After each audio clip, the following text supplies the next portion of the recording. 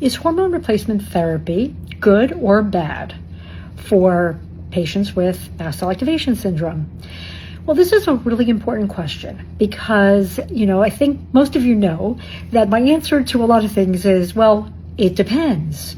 But what I would say is this, that we know that mast cells have receptors on their surface, over probably 300 different receptors on their surface, and including estrogen receptors, progesterone receptors, and testosterone receptors. So we know that mast cells are intimately involved with hormones, and changes in hormones in our body will and can initiate release of mediators from the mast cell, or vice versa, stabilize the mast cell.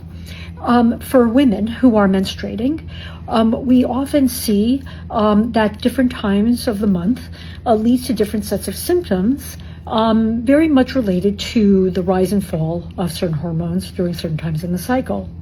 When we think about perimenopause and menopause, when there are potentially either huge fluctuations in hormones or lack of hormones like estrogen during the late part of perimenopause and menopause, we see that those either shifts in hormones or lack of hormones leads to many different symptoms. Again, various symptoms in different women. All that to say that for some women, progesterone is particularly helpful as a mast cell stabilizer. Can be very helpful in women who have hormonal imbalances earlier in life or later in life.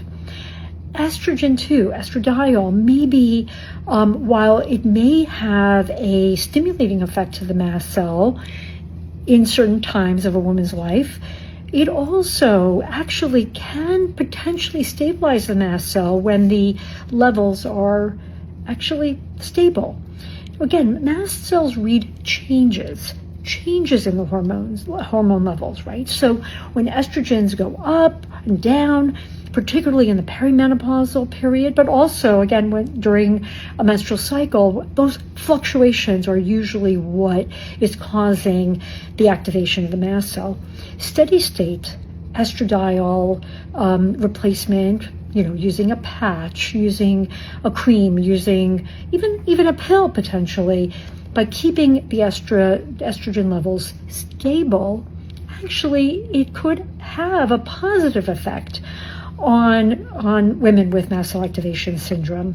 So again, as I answer a lot of things, it really depends, and I think that's why it's really important to work with a medical provider who understands the nuances of women's health and the nuances of our immune systems, and at least has some knowledge of mast cell activation syndrome.